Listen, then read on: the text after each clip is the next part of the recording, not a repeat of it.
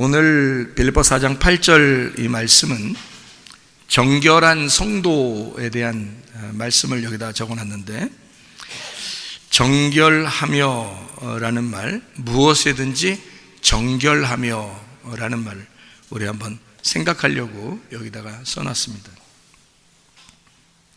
무엇이든지 정결하며 라는 이 정결하며 라는 말이 하그노스라는 단어입니다. 하그노스라는 이 단어가 청결한, 결백한, 신중한, 깨끗한, 또 완전한, 순진한, 순결한, 이게 이제 같은 말이, 하그노스라는 같은 말이 하기오스라는 말이 같은 말인데요, 하기오스라는 말은 여러분 많이 들어봐서 알죠. 이 하기오스라는 말이 푸뉴마 하기오스 할 때도 푸뉴마가 하기오스, 하기오스의 푸뉴마다 할 때 그걸 성령이라 그러거든요. 그냥 영 그러면 푸뉴마고, 푸뉴마 하기오스 그러면 성령님이 됩니다. 그러니까 하기오스가 들어가면 거룩한 이란 말이 들어가겠죠. 그래서 하기오스라는 말은 신성한, 순결한, 결백한, 거룩한, 성도 이럴 때 하기오스, 이렇게 거룩한, 너희는 성도다 이렇게 할 때도 하기오스 이렇게 얘기하는 겁니다. 그러니까 이게 하그노스라는 말하고 하기오스라는 말이 같이 나오는 건데요, 같은 의미인데, 한마디로 말하면 순결하고 정결하고 청결하고 거룩하고 흠이 없고 순진하고 결백하고 이런 얘기예요. 완전하고 그런 단어거든요. 이 말이 여기서만 쓰여 있는 단어는 아니고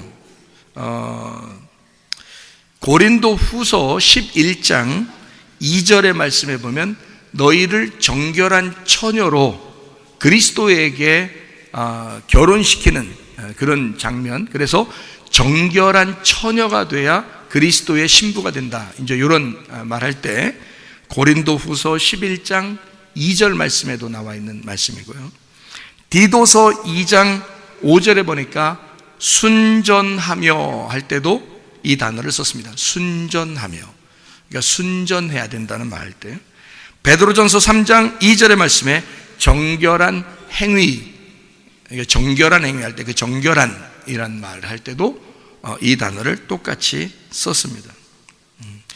그런 거 보면 이제 이 말이 어떤 의미다라는 것을 우리가 좀 아는 것이 좋죠. 왜냐하면 이 정결한 이런 단어가 하그노스인데 하기오스랑 같이 쓴다고 했으니까 하기오스가 거룩한, 깨끗한, 순결한, 이제 이런 것이거든요. 그러니까 성령님이 우리에게 와야 천국 가는데 어떤 사람이 그러니까 천국에 가겠어요?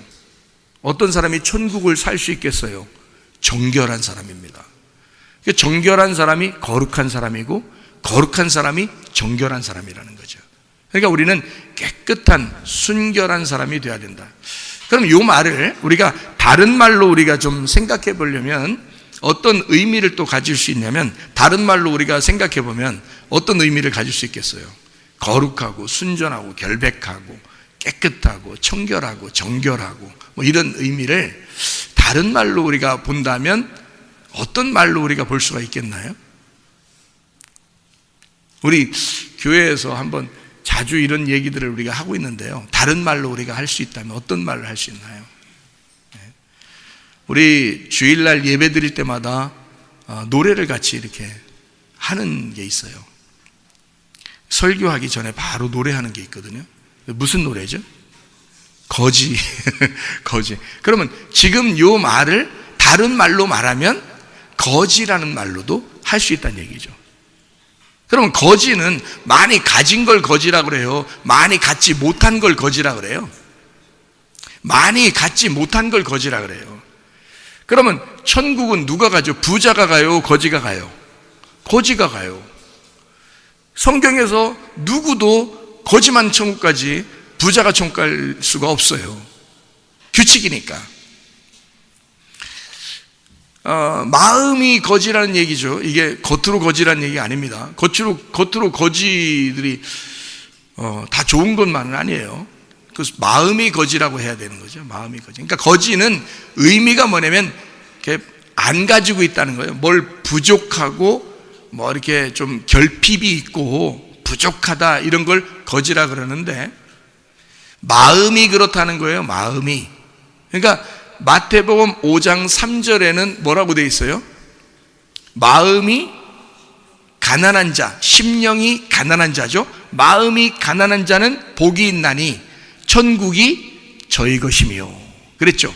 그러면 심령이 가난하다는 말, 마음이 가난하다는 말은 속이 지금 어떻게 됐다는 거예요?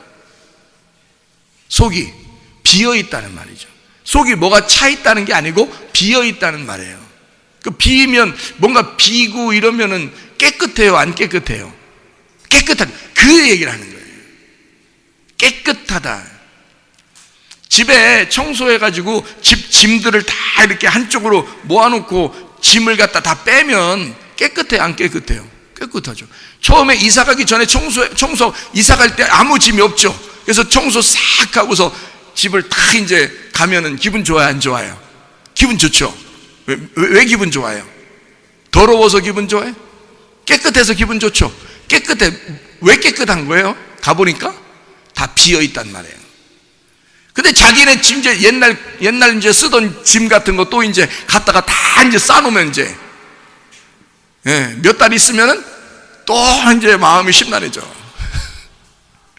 뭐가 채 있단 말이에요. 그러면 심란한 거예요. 그러니까 다 비면은 깨끗해 보여요. 그죠? 그러니까 지금 정결하다는 단어는 어떤 의미라고요? 깨끗한, 순결한이라는 의미인데, 그래야지 거룩하다는 말이에요. 그러니까 깨끗해야 거룩하고, 결백하고 순진한, 청결한, 깨끗한, 이 말은 비어 있다는 말이죠. 비어 있어야 천국이란 얘기야. 그러니까 천국이 오려면 일단 내게서 뭔가 비어 있어야 되는 거예요. 내 속에 뭔가 비어 있어야 천국이 오죠. 내가 뭔가 막 차 있으면 천국이 올 수가 없죠. 그래서 나를 자꾸 비워야 되는 거예요. 그거를 쉽게 얘기해서 거지라고 그런 겁니다. 거지라고.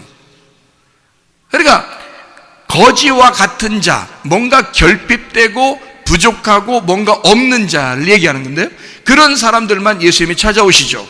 고아, 과부, 나그네, 고자, 병든 자, 그리고 눈 보이지 않는 자, 뭐 이런 분들을 주님이 찾아오시죠. 왜냐하면 그 사람들은 이미 죄인이에요. 자기 스스로가 뭔가 속에다 뭐 담아놓을 수가 없어요. 항상 쫄아 있고 항상 부족하고 늘 괴롭고 슬프고 고통스럽고 그런 사람들이란 말이에요. 그런 사람들이 이 땅에서 어떤 사람들, 그러니까 어떤 사람들을 이렇게 성경에서 표현을 하냐면요, 고아, 과부, 나그네, 고자, 병든 자, 맹인, 또 하나 있어요. 어린 아이들, 그리고 노인들요, 힘없어요. 힘없어. 그냥 가다가 어깨 빵 한번 딱 하면 그냥 넘어져. 노인들 힘없습니다. 노인들이 크랑크랑하고 힘 있는 척하면 젊은 사람들이 상대를 안 해요. 왜? 저 사람 힘 있다 이거야.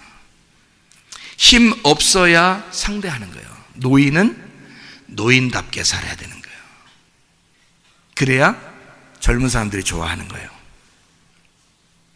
어린애는요, 어린애는 어린애같이 살아야 돼. 그래야 좋아하는 거예요. 어린애같이. 병 있는 사람은 병 있는 사람처럼 살아야 되는겨. 예? 그러면 자기가 연약해. 내가 연약하구나. 내가 부족하구나. 그러면 쫄아 안 쫄아? 쫄아. 쫄깃쫄깃해져. 쫄아. 이게 쫄아가지고 쫄깃쫄깃해. 그러면 하나님이 이 사람을 불쌍히 여겨. 내가 이 사람 만나줘야 되겠구나. 그러니까 하나님이 어떤 사람을 만나는 거예요? 연약한 사람 만나는 거예요. 어떤 사람? 노인 같은 사람을 하나님이 만나는 거예요. 어린 애가 어린 아이 같은 사람을 하나님이 만나는 거예요. 병 있는 사람이 병든 자같이 살면 만나는 거예요, 주님이. 고아가 고아처럼 살면 만나는 거예요. 과부가 과부처럼 살면 만나는 거예요. 나그네가 나그네처럼 살면 만나는 거예요, 주님이. 자기는 그런 사람입니다 라고 마음을 비워놓는 거예요. 그러면 거기에 예수님이 찾아오시죠. 천국이 찾아온단 말이에요. 자기가 어떤 사람이니까 자기를 내려놨어. 아무것도 차 있는 게 없어. 그러니까 비었죠. 비어있으니까 집이 청소됐잖아. 깨끗한 거예요. 깨끗한 거예요. 그러니까 깨끗하니까 주님이 오시는 거예요, 우리 속에. 깨끗한 그릇이 되니까. 근데 여기에 자꾸 뭘 꽉 채워, 자기 거로.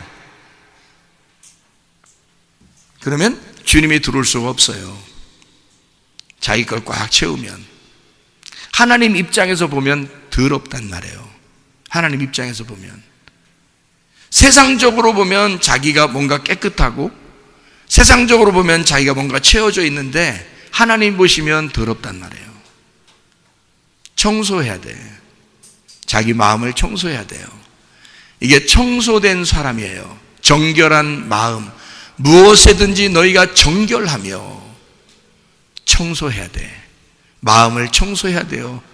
어떻게? 거지 돼야, 빈 마음이 돼야, 그래야 천국이 들어올 수 있으니까 그런 말입니다. 자, 여러분, 사사기 7장을 한번 볼까요? 사사기 7장. 사사기가 7장 이렇게 보면요, 16절을 한번 봐봐요. 16절. 16절에 보니까 이런 말이 있죠. 300명을 세대로 나누어 각 손에 나팔과 빈 항아리를 들리고 항아리 안에는 횃불을 감추게 하고, 이렇게 되어 있습니다. 여기에 그 9절의 말씀에 보면요, 사사기 7장 9절의 말씀에 보면 이런 말씀이 있어요. 그 밤에 여호와께서 기드온에게 이르시되 일어나 진영으로 내려가라. 내가 그것을 네 손에 넘겨 주었느니라. 어떻게 했다는 얘기예요? 어떻게 했다는 얘기예요? 예? 전쟁은 이미 끝났다는 얘기예요. 전쟁은 이미 이겼다, 그런 말입니다. 여러분, 우리 보고 싸워서 이기라는 거요, 이미 전쟁은 끝났으니까 가서 주스라는 얘기예요. 가서 주워 먹으라는 얘기예요. 이미 전쟁은 끝났으니까. 자, 기드온 300명 용사가 어마어마한 미디안 군사들과 막 싸웠어요. 그러면 싸우면 한 명이라도 피해를 봐야 될 거 아니에요. 그런데 사사기 7장에 보면 피해를 봤다는 얘기가 있어요, 없어요? 없어요. 한 명도 안 죽었어요. 아니, 안 죽었을 뿐만 아니라 300명 온전히 한 명도 안 다쳤어요. 누가 싸웠다는 얘기예요? 하나님이 싸우셨다는 얘기예요. 그러니까 이스라엘 백성 300명이 준비돼서 전쟁을 하라고 하나님이 그랬는데, 싸움은 이미 정리가 다 된 거야. 이미 승리하고 가서 살으라는 얘기예요. 여리고성을, 여러분 가나안 땅에 들어갔을 때 여리고성을 이스라엘 백성들이 들어가서, 가나안 땅에 여리고성이 첫 번째 큰 성인데요, 이 여리고성이 어마어마한 성인데 거기에 거인들도 살았어요. 근데 거기 뭐 몇 바퀴 돌으라고 그러고 막 이러잖아요. 그런데 거기 여리고성하고 싸우는데 이스라엘 백성들 보고 그 여호수아가 이제 여리고성을 이제 무너뜨리는데요, 여기서 가서 뭐 어떻게 뭐 야 무너져라 뭐 가서 칼로 어떻게, 그런 게 아니라 하나님이 그냥 싹 무너뜨려 버렸거든요. 거기 거인들도 있고 어마어마한 이제 사람들이 거기에 살고 있는데, 근데 그 여리고성이 다 무너졌거든요. 근데 다 무너졌는데 이스라엘 백성들이 한 명이라도 죽거나 다치거나 한 게 있어요, 없어요? 성경에, 여호수아에 안 나와요. 안 나타난다고. 그러면 여리고성과 전쟁할 때도 기드온 300용사가 미디안과 전쟁할 때도 한 번도 싸우지도 않고 이겨버린 거예요. 그래, 하나님이 다 이기신 거잖아요. 하나님의 싸움이었던 거야. 자, 우리가 싸우면 우리 싸움이라고 해야 되는데, 우리가 싸우는 게, 근데 하나님이 싸우신다는 거예요. 그래서 하나님의 싸움이라는 거예요. 한 명도 안 다쳐요. 한 명도 안 죽고. 그러니까 하나님은 이미 승리하셨으니까 너희들 보고 가서 주워 먹으라는 얘기야. 그 승리를 주워 먹으라 이 말이야. 여러분, 하나님께서 이 땅에 죄인들을 위해서 누구를 보내셨죠? 아들을 보냈습니다. 예수 하나님의 아들을 보내서 십자가에 매달려 돌아가시겠어요? 그의 죽음이면 완전한 거야. 예수님의 죽음이면 모든 게 끝난 거예요. 예수님이 죽으시면서 뭐라고 하냐면 다 이루었다 그랬거든요. 조금 남겨놨다 이렇게 안 했거든요. 나 조금 남겨놓는다, 니네를 위해서. 니네도 재미없잖아. 그렇게 그냥 오면 안 되잖아. 니네가 조금 해야 되잖아. 나 조금만 남겨놓게. 응? 이렇게 하고 주님이 십자가 못 박혀 죽으셨어요? 다 이뤘다 그랬죠? 빚을 다 갚았다 그랬거든요. 죽음으로, 그 생명으로 생명을 구원한 겁니다. 자기의 생명을 내주고 우리의 생명을 건진 거예요. 자기의 것을 다 준 거예요. 그러니까 빚을 다 갚았다는 얘기야. 자, 우리가 어디 십자가를 쥐고 우리가 싸움이 있고 했나요? 없어요. 우리는 아무것도 안 했어요. 예수님 혼자 그냥 다 한 거야.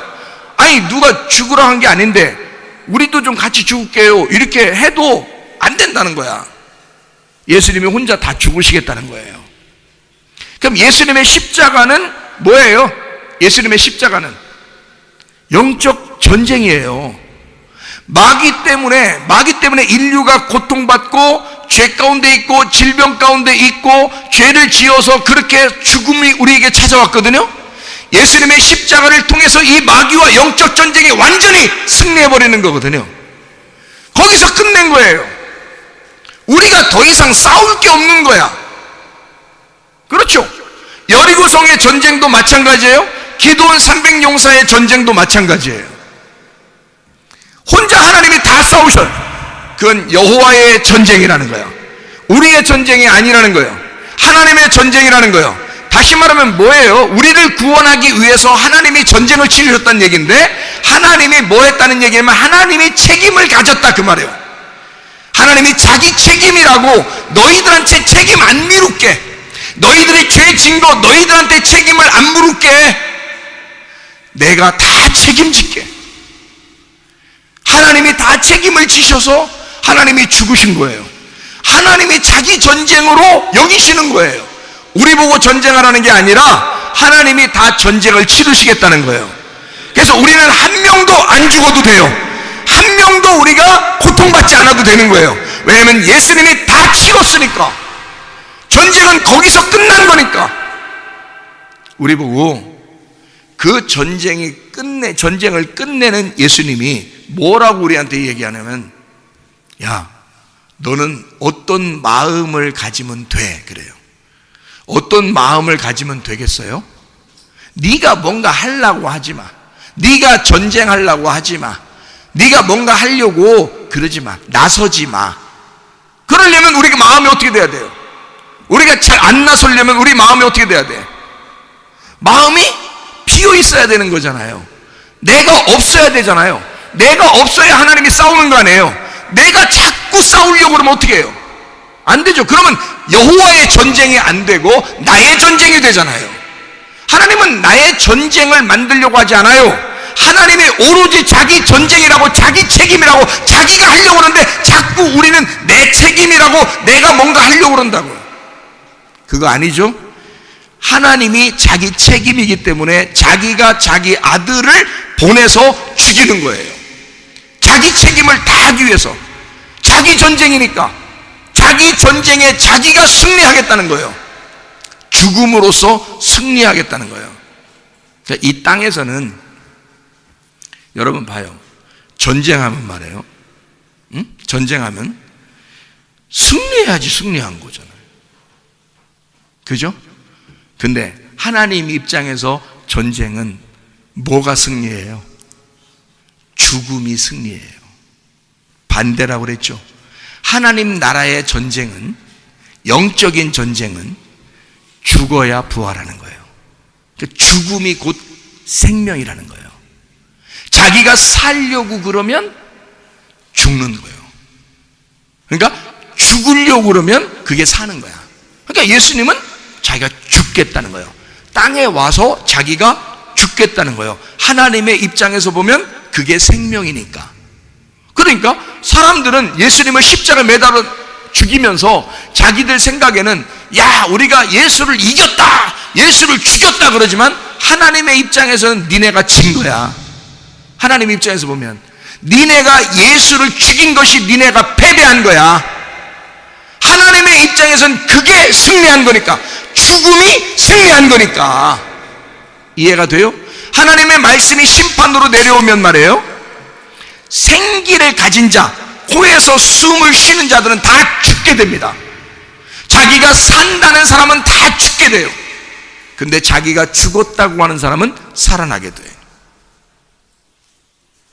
그러니까 예수 그리스도는 그 원리를 아는 거야. 하나님 나라의 영적 전쟁은 무엇이다라는 걸 아는 거예요.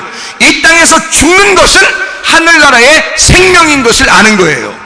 그러니까 예수는 죽으려고 하겠죠. 왜냐하면 영적 전쟁에 승리해야 하니까, 누가 책임을 온전히 가져야 되니까, 예수 그리스도가 그 책임을 가지고 내려왔으니까. 우리 보고 싸우라는 게 아니란 말이에요. 자기의 죽음으로 우리를 살리겠다는 것입니다. 이것이 하나님 나라의 영적 전쟁이거든요. 그 얘기를 하는 거예요.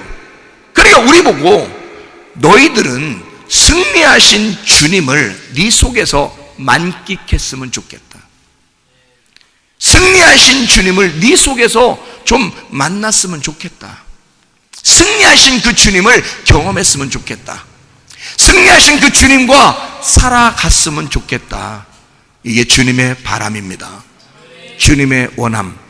잘 생각해보세요. 주님의 소원, 주님의 바람, 주님의 원함을 위하여 내가 기도하는 게 주의 뜻대로 기도하는 거예요.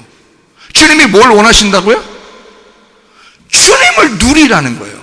그 기쁨을 누리라는 거예요. 평안을 누리라는 거예요. 너희의 예수 그리스도의 부활을 누리라는 거예요. 그게 주님의 우리에게 바라는 바람이라고요. 주님의 소원이라고요. 주님의 뜻이라고요. 우리 보고 하라는 게 아니에요. 우리 보고 전쟁하라는 게 아니에요. 하나님의 전쟁이니까 하나님이 하실 거야. 그러니까 기다려.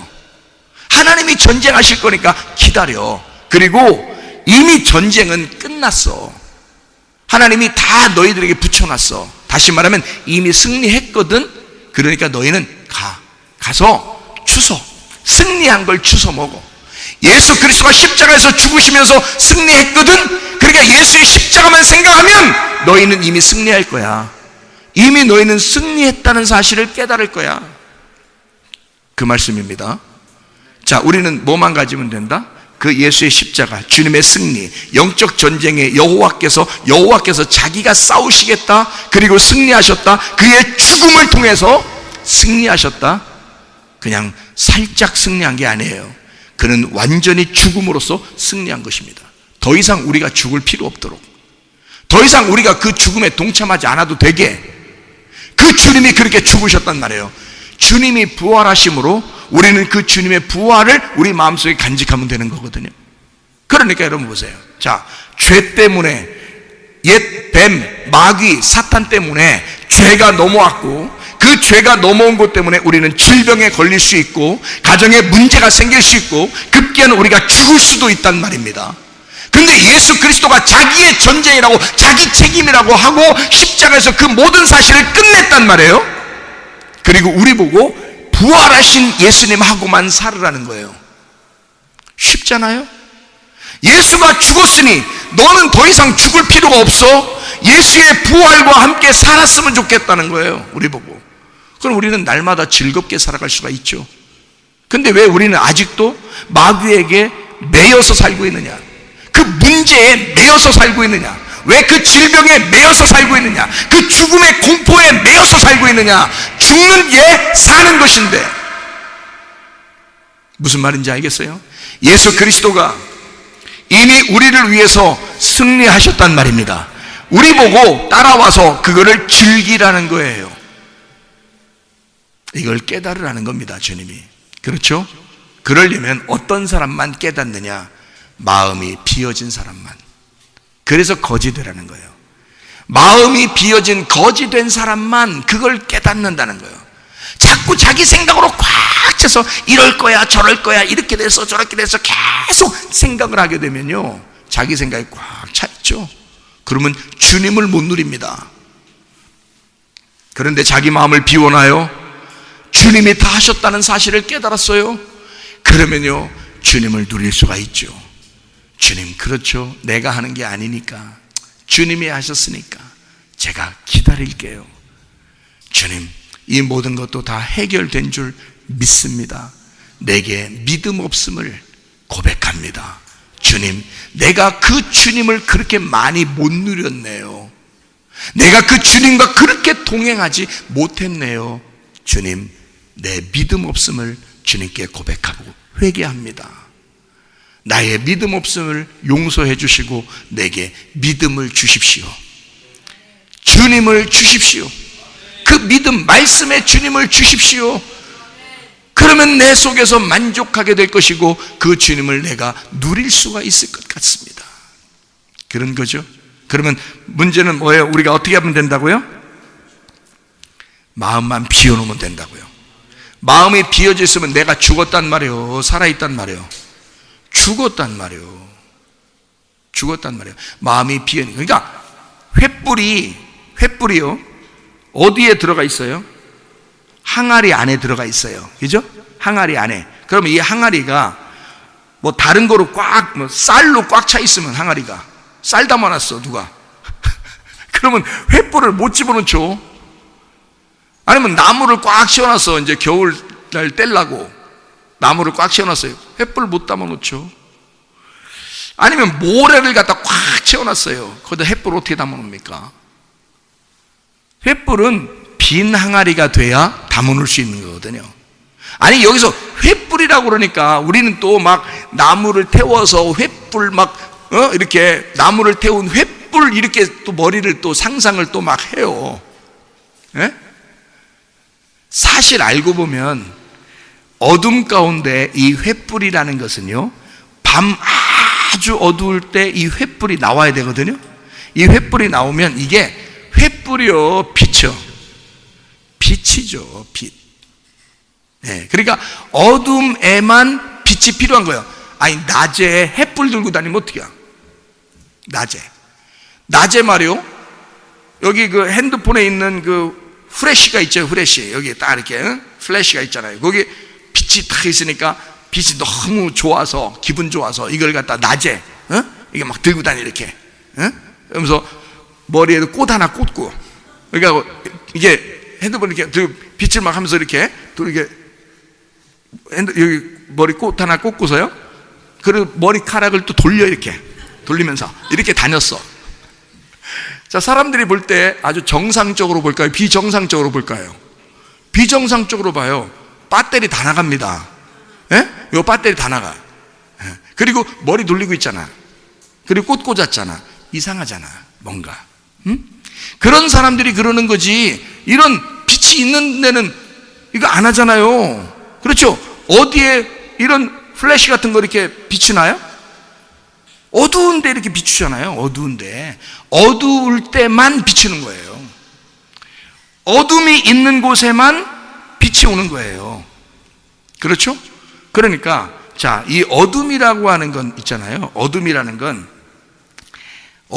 거는 지금 새까매, 아무것도 안 보여요. 아무것도 없어. 그러니까 이 어둠이라는 거는 뭐냐면 죄를 의미하는 거거든요. 죄. 눈 감으면 아무것도 안 보이잖아요. 이게 맹인이 죄인이란 뜻이에요. 그래서 이게 눈 감으면, 그래서 아무것도 없어. 그러니까 맹인이 아무것도 없는 거예요. 꺼무렇잖아요. 뭘 보여야 보는 거지. 아무것도 없는 거예요. 맹인은 아무것도 없는 거예요.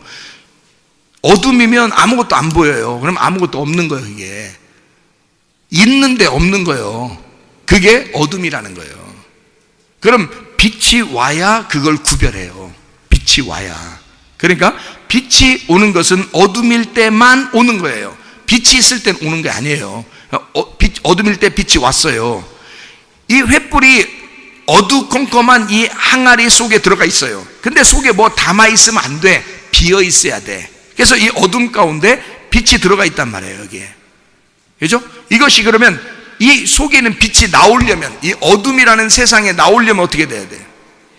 이거 깨져야 돼요. 그러면 항아리가 요만한 데다가 빛이 들어가 있으면 요만큼 밝겠죠. 이만한 그릇이면요, 요만큼 밝겠죠. 이만한 그릇이면 요만큼 밝겠죠. 이게 깨지면 다 밝겠죠. 그러니까 항아리는 결국 언제까지 있어야 되는 거예요? 항아리는 뭐 하려고 있는 거예요? 횃불을 담고 있으면 횃불을 담고서 항아리가 영원히 살으려고 그러는겨? 아니면 항아리는 언제까지 있으려고 그러는 거예요? 항아리는 뭐 하려고 있는 거예요?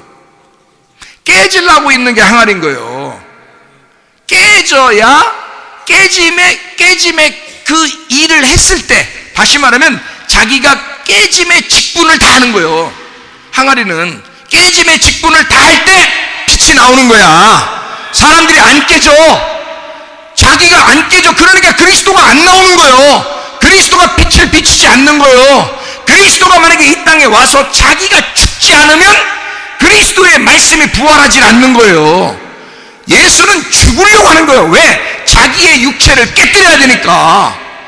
자기의 몸을 깨뜨려서 자기의 속에 있는 영적 부활을 드러내야 되니까. 그러니까 자기가 깨지려고 하는 거 아니야. 그리고 우리 보고 뭐라 그러냐면, 하나님이 우리 빛으로 온다는 거야. 그럼 우리는 어둠이야. 우리는 항아리야. 자, 조그만 항아리가 있고 큰 항아리가 있고, 그런데 항아리 속에 빛이 왔단 말이에요. 말씀이 비추어졌단 말이에요. 그러면 이 빛으로 비추어진 이 말씀이 내 속에서 드러나야 될 거 아니에요. 나타나야 될 거 아니야. 감춰놓고만 있을 수는 없잖아요. 이게 드러나야 되는 거거든요. 그러려면 내가 어떻게 해야 되냐고. 깨져야 된다고요. 예수님이 깨져야 말씀이 드러나는 거고요. 감추어졌던 말씀이 드러나는 거예요. 예수님이 십자가 못 박혀 돌아가실 때까지는 성령이 오시지 않았다 그랬습니다. 왜요? 성령이 와야 말씀을 가르쳐 주는데, 예수님이 깨지기 전까지, 예수님이 죽기 전까지는 성령이 오시질 않아요. 왜냐하면 성령이 오면 말씀을 깨닫게 되거든요. 그러니까 예수님이 깨져서 죽잖아요. 그리고 저는 여기서 이제 부활 승천하신단 말이에요. 그러면 성령님이 오시는 거예요. 왜 오시냐? 말씀을, 감추었던 말씀을 밝히 드러내려고. 감춰졌던 말씀이 깨져서 나오게 하려고. 그런 거거든요. 그러니까 예수님이 죽기 전까지는 안 되는 거예요. 예수의 빛이, 그 말씀이 우리 속에 들어오면 내가 깨지기 전까지는 안 나와요. 그게 계란과 똑같아. 상남자는 뭐 한다 그랬어요? 상남자는 뭐와 뭐를 잘한다 그랬어요? 요리를 잘하는데 어떤 요리만 한다 그랬어요? 라면 잘 끓이고 후라이를 잘한다 그랬잖아요. 다른 요리를 할 수 있어도 하면 된다, 안 된다? 안 된다. 자꾸 다른 걸 하기 시작하면 부인이 자기를 부인하질 않아. 에? 그러니까 남자는 다른 거 할 수 있어도 요 두 가지를 잘해야 되는데, 라면 끓이는 거 하고 후라이 하는 걸 잘해야 돼. 근데 후라이를 할 때 계란을 어떻게 해? 계란을 주먹에 여기다 넣고서, 그냥 계란 여기다 넣고서 팍 눌러서 그냥 깨뜨리는 사람 봤어요? 에? 이건 또 요리 못하는 사람이요. 아니면 도가 텄든지. 에? 이렇게 하는 사람이 없어. 대부분 다 어떻게 하냐면, 계란을 여기 냄비나 요 그릇에 옆에 그 모서리 있잖아요. 거기다 톡톡 칩니다. 일단 기절시키는 거예요. 왜냐하면 그냥 팍 깨면 이 계란이 놀래서 안 돼. 그 미안하잖아. 그래서 요거를 톡톡 일단 쳐줘요. 그러니까 너 이제 오늘 깨진다, 이거 알려주는 거예요. 사인이 오는 거예요. 사인을 줘야 이 계란도 준비할 거 아니에요. 그래서 일단 기절시키는 거야. 톡톡 쳐. 그래서 이제 사인이 딱 오는 거예요. 그러면 이 계란이 스스로 이제 무슨 생각을 하겠어요? 그날이 왔다. 오늘 올 것이 왔다. 일 준비할 거 아니에요. 내가 오늘 장렬하게 전사하리라. 응? 저 주둥이, 저 먹을 걸 위해서 내가 오늘 장렬하게 전사한다. 자, 거기서 깨질 때 속에 있는 알맹이가 깨져요? 아니면 껍질이 깨지는 거예요? 껍질이 깨진다고요. 다시 말하면 속에 있는 알맹이가 전사하는 게 아니야. 속에 있는 알맹이가 나오기 위해서는 껍질이 깨져줘야 된다는 거지. 그러니까 껍질이 깨지면 그 껍질을 갖다 다시 모아서 가루를 내서 씹어먹는 사람 봤어요, 못 봤어요? 여러분, 못 봤죠? 껍질은 깨지면 그게 일반 쓰레기인지 아니면 음식 쓰레기인지 음식물 쓰레기인지 여러분 아시나요? 그 구분해서 버리고 그러시나요? 계란은 음식물 쓰레기입니까? 일반 쓰레기죠? 왜 그래요? 못 먹는 거니까 그러는 거예요. 껍질은 못 먹는 거니까. 껍질을 딱 아까워서 딱 전사시키고 장렬하게 죽이고 그리고서 이걸 껍질을 갖다 씹어먹고 앉아있는 사람이 있어요? 그것도 꽃 꽂고 머리 돌리는 사람이요. 이해가 돼요? 그러니까 이 껍질은 반드시 어디 때까지 있냐면 자기가 깨질 때까지만 딱 존재하는 거예요. 깨질 때까지만. 깨지고 난 다음에 그 껍질은 아까운 게 아니야. 이건 깨져서 버려져야 되는 거예요. 속에 있는 알맹이를 먹기 위해서 그런 거예요. 속에 있는 알맹이가 진짜니까, 그게 진짜니까 껍질은 깨져줘야 된다는 거야. 그래야 나오는 거야. 그러니까 알맹이가 나오면서 무슨 마음을 가질까요? 무슨 마음을 가질까? 나오면서 알맹이가 다 프라이팬에 쏟아지면서 자기는 누구 때문에 나왔어? 자기는 지금 누구 때문에 나왔어? 껍질 때문에 나온 거예요. 껍질이 깨져줬으니까 자기가 나온 거야. 그러니까 이 알맹이가 나오면서 뭐라고 말하겠어? 껍질한테 땡큐. 응? 껍질한테 땡큐 하지 않고 그냥 알맹이가 나온 계란은 이 세상에 한 개도 없습니다. 모든 계란한테 내가 물어봤어요. 내가 먹을 때마다, 깰 때마다 물어봤거든. 알맹이한테 물어봤더니 알맹이가 껍질한테 그렇게 고마워하더라고. 알아요? 땡큐. 그러면서 자기는 또 쏟아지더라 이 말이에요. 그게 진짜요. 껍질은 껍질대로 알맹이한테 뭐라고 그러겠어요? 자기가 팍 깨지면서 알맹이한테 뭐라고 그러겠어요? 땡큐 그러는 거예요. 왜냐면 알맹이가 나오게 하기 위해서 당신이 나와 주려고 했기 때문에 당신이 나옴으로써 나는 죽어도 여한이 없소. 내가 다 물어본 얘기예요. 계란한테 다 물어봤어요 내가. 그래서 아는 거예요. 저도 껍질은 껍질대로 감사하더라고. 자기가 깨지면서 감사하더라고. 알맹이는 자기가 흘러나오면서 감사하더라고요. 껍질한테. 자, 껍질이 안 깨져주면요 알맹이는 못 나옵니다. 중심은 알맹이였는데 껍질이 안 깨지니까 이게 알맹이가 못 나오더라고요. 근데 껍질이 깨져주니까 알맹이가, 진짜 알맹이가 나오더라고요. 여러분, 지금 여러분이 여기 앉아있는 이 몸은 말이에요, 껍데기입니다. 껍데기가 앉아있는 거예요. 여러분 속에 진짜 영혼이라는 게 있어요. 영혼은 무슨 날을 기다리냐면 여러분이 죽는 날을 기다려. 여러분이 이 껍질이 깨지는 날을 기다린다고요. 그래서 여러분의 껍질이 깨지는 날, 죽는 날, 그 장례식장에 영혼은 뭐라고 그러느냐? 땡큐 그런단 말이에요.